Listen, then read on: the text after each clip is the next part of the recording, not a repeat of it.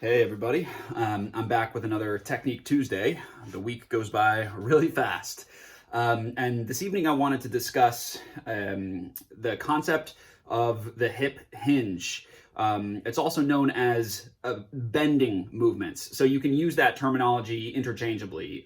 Bending or hip hinging. It's also, movements that are used to recruit the posterior chain, as it's known, basically the glutes and the hamstrings, and also your back, of course. So basically, every muscle that you don't see. And so the reason I love talking about the hip hinge is because most people get it wrong, and they get it wrong often.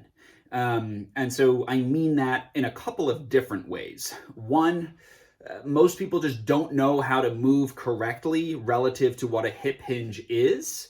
And two, even if you do know how to hinge, you end up getting sloppy with your exercises, and then you lose the intention of what the hinge movement is meant to do. And I'll get into kind of both of those. But the other thing I'd like to say before I begin is that if you're watching this and you watch all the way through, you will know more than the vast majority of people who are exercising.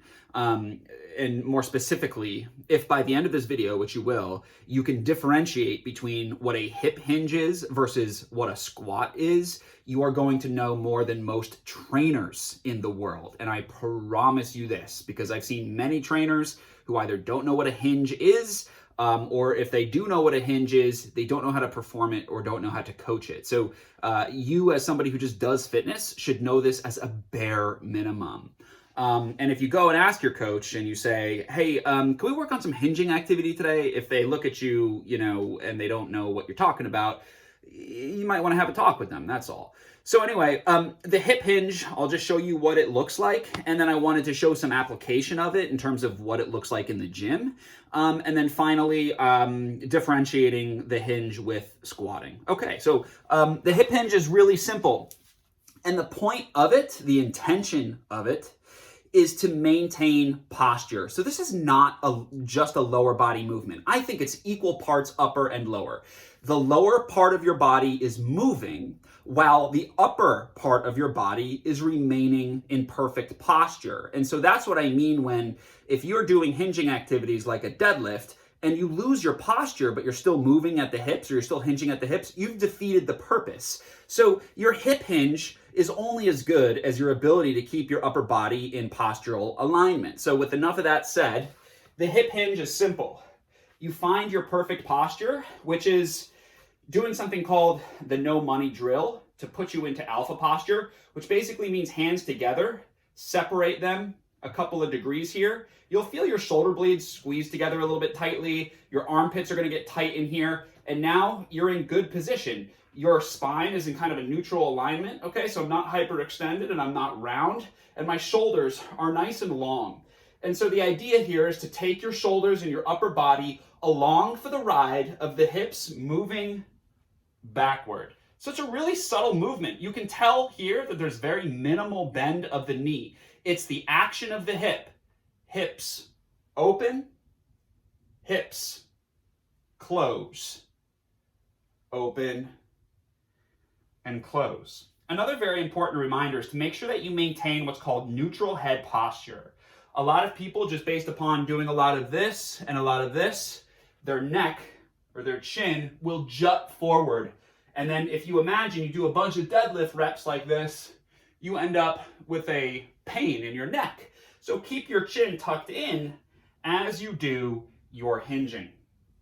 Another important point to recognize here is that the knees do have to bend a little bit, but it's just a slight break, a superficial break of the knee. You see how the femur is not straight? It needs to be bent at the knee a little bit, so that femur does come at somewhat of an angle. In fact, just imagine you're deadlifting, you want to create a triangle. And the triangle is formed by the angle of your torso, your thigh, and your arm. Okay, so you want to keep that triangle shape as you go through your hip hinge. Next, I like to have people practice the hinge to see how far can they get their hips to go back with their back staying flat. So the knees are bent a little bit with vertical shins, and the back is tabletop position.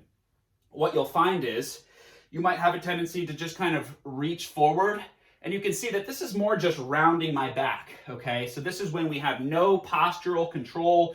You know, what's going on here? Why am I doing this? Am I just trying to shoot a disc out of my spine? That would probably be a good way to do it. Perfect right here. Injury, good to go.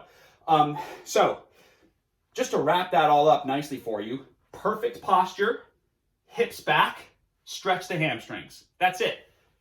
Hinge and stand. A very smart man once, by the name of Dr. Chris, once mentioned an analogy that I always really liked, and it's to picture the hips as a hinge joint, which it's technically not a hinge joint. The knee is more of a hinge joint, but think of the hips as a door hinge, specific to the context of hinging, okay? When you open a door, it can only go forward and backwards. The door does not go up and down. What I mean by that is your hips are a hinge, you're hinging, and they're only going back to forward. So if you were to draw a horizontal line relative to the movements of my hip, you would only see it go forward and backwards, as opposed to going down and up, okay? So this is what a lot of people like to get away with, is hinging, but then breaking at the knee and going down. That's more of a squat. So that brings me to my point of differentiating between what a squat is and what a hip hinge is. So when you do a squat, this is a knee-based activity. And what I mean by that is you're getting in pretty much like the deepest knee flexion you possibly can, okay? The knees are getting loaded and your quads got to do a shitload of work to stand that guy back up. The hip hinge is a little bit more hip dominant. You're loading your hips, your glutes, and your hamstrings a lot more. So the hips, i.e. the glutes and the hams, got to do a lot more work to stand up than the quads do relative to standing up from the bottom, right? So as long as when you do things like deadlifting, kettlebell swing, box jumps, Olympic lifting, the starting position for a sprint, and even maintaining a forward sprint position, these are really hinge-based activities relative to how they load the butt and hamstrings, okay? Even things like doing burpees would be considered a hinge movement. So with all of that said, let's put some context to the hip hinge. So the shape that I want you to always keep in mind is just this: butt back and stand, butt back and stand. So with that in mind, here's more of a movement context for you, okay? So the good old deadlift, butt back and stand, butt back and stand. This is all hip hinge activity. Tabletop back, shins are still vertical. Like I said, back is flat, and I did not squat, okay? So that's the deadlift. Same thing for something a little bit more dynamic, like a power clean. Hinge and land. So in my hinge position, it's the same thing, hinge and drive. Same thing for that hang power clean. So deadlift, hang power clean. The kettlebell swing is a beautiful example of the simplicity and application of the hinge. It's the same shit. Hinge, swing, hinge, swing. Same position, right? Here's my hip hinge, hinge and swing.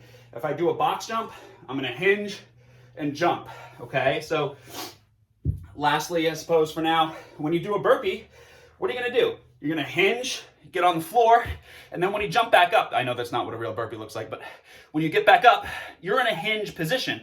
Let me perform that a little bit better. You're in a hinge, more or less, and you pass through a hinge position. Oh, goddamn, I feel like I just did a fucking CrossFit class.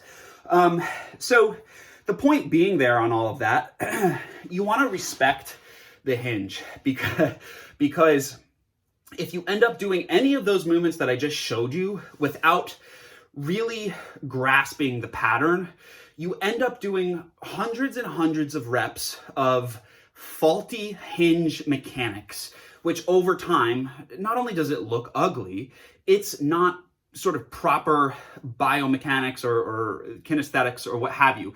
It just doesn't load the proper musculature. So I'll give you a more definitive example of that. So let's just say I'm doing a shit ton of kettlebell swings and I'm on my 6,000th rep, right? And if my hinge goes from this to this, which we see all the time, what does this look like? Rounded shoulders, rounded back. What do I look like when I'm on my computer? Rounded shoulders, rounded back. So I'm gonna do this for 8 hours, and then I'm gonna go pick up a kettlebell swing and do 800 swings with this shitty form that I just did for 8 hours on my computer.